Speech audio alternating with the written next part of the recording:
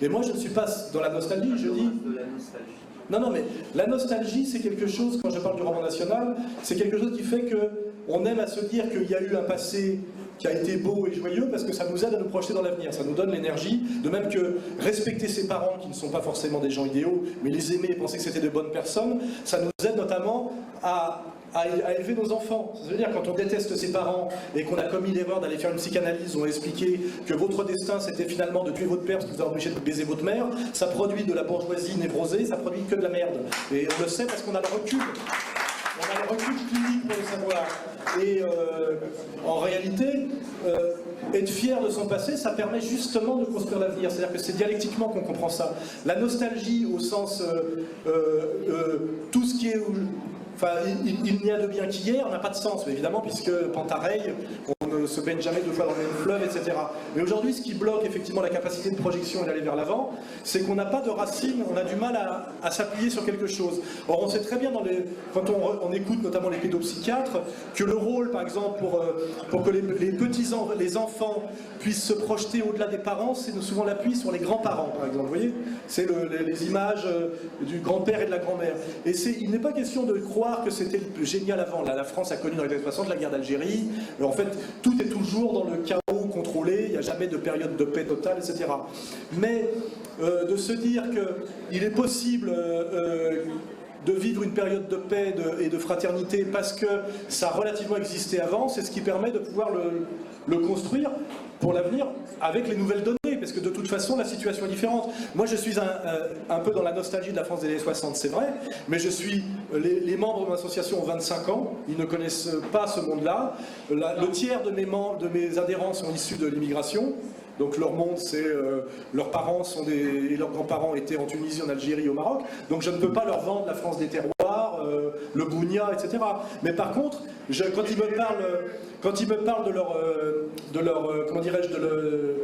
de leurs grands-parents qui sont restés au village, dans la classe, moi je peux leur parler de ma famille, parce que dans les familles françaises de mon enfance, on allait en vacances à la campagne parce qu'on avait tous des oncles et des tantes paysans. Parce que jusque dans les années 70, les agriculteurs en France étaient encore 30% de la population, pas 2. Et d'un seul coup, quand un franco-maghrébin découvre que finalement ton grand-père a été paysan comme le sien est un paysan de l'Atlas, ça crée des liens. Alors que ça, ils ne le savaient pas. Parce que finalement, c'est pareil, les médias ne l'ont jamais dit ce qu'était la vraie France, ce qu'étaient les vrais Français. On dit les Français, c'est simplement des racistes, des colons, des collabos. Tout ce qu'ils savaient, c'est écrire des lettres aux Allemands, torturer en Algérie, etc. Comment tout ça permet pas, je dirais, d'aller vers le futur et de le construire. Donc c'est presque une réponse, je dirais, de réflexion anthropologique et sociologique. C'est que de toute façon, la nostalgie pure débouche sur la mélancolie c'est baudelairien, quoi. On le sait, c'est bien pour la poésie, mais politiquement ça donne rien. Nous on n'est pas dans cette logique-là, et la preuve qu'on n'est pas dans cette logique-là, c'est que il y a chez nous, à Égalité et Réconciliation, je me fais draguer en ce moment d'ailleurs par Dupont-Aignan, non, c'est un garçon charmant. On a beaucoup de jeunes. On arrive, nous, est un mouvement de jeunes. Si les jeunes viennent, c'est pas parce qu'on leur vend de la nostalgie. C'est justement parce qu'il y a une fraîcheur et une modernité. Mais c'est aussi parce que de leur faire découvrir des films d'Audiard avec Jean Gabin, etc., qui est le génie du cinéma populaire des années 60, finalement, ils préfèrent ça au film de François Truffaut.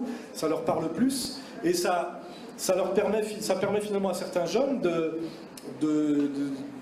d'avoir des idées de cinéma de demain, c'est ça que je veux dire. Donc c'est effectivement cette articulation, je pense que d'ailleurs nos ennemis le savent, quand on veut détruire un peuple, on détruit ses racines, on détruit sa fierté, historique, et on en fait ce qu'on appelle les ilotes, c'est-à-dire des individus dans la soumission totale. Donc on sait que ce dont on parle là, ce sont des structures anthropologiques pratiquement invariantes, c'est de la sociologie. Il n'y a pas de peuple, c'est ce que je disais au début, qui puisse continuer à exister dans l'avenir s'il n'a pas une certaine fierté de son passé. Et comme je le dis, c'est toujours un roman national, c'est-à-dire quelque chose d'un peu mensonger, évidemment. Il y a toujours de l'idéalisation. Vous savez très bien que vous-même, quand vous allez me parler de votre jeunesse, vous allez être un peu dans l'idéalisation et vous allez plutôt mettre en avant ce qui était beau. Quand vous étiez lycéen, les bons moments, même les mauvais moments sont recolorés en moments amusants, parce que quand on parle de ces accidents de voiture, de quand on a perdu ses clés, on arrive toujours à tourner ça en quelque chose de drôle, alors que ça n'était pas sur le moment. Ce sont tout ça des phénomènes, je dirais, qui ont à voir avec la fonction symbolique et la manière dont fonctionne l'humain, c'est finalement d'embellir son passé pour supporter d'affronter l'avenir. On ne peut pas vivre avec une vision affreuse de son propre passé. C'est pour ça que tout ce qui est de l'ordre de la diabolisation, du noircissement, et moi j'ai étudié ça avec la psychanalyse. Je connais des jeunes à un moment donné qui ont été mis dans des systèmes où on leur a dit « tous tes problèmes viennent de ton père et ta mère, c'était des pervers, ils voulaient ta peau, etc. » Ça a été une catastrophe pour eux. En général, l'effort à faire, c'est plutôt de se réconcilier avec ses parents, de découvrir que vos parents ont été des jeunes, que faire des gosses c'est compliqué, que les élever c'est compliqué, ce qu'on découvre quand on en fait soi-même, et que quand même il y a finalement s'aimer soi, aimer là d'où on vient et aimer ses ascendants, c'est forcément quelque chose qui vous aime à être quelqu'un d'aimable et quelqu'un qui peut aimer, c'est ça que je veux dire. Hein.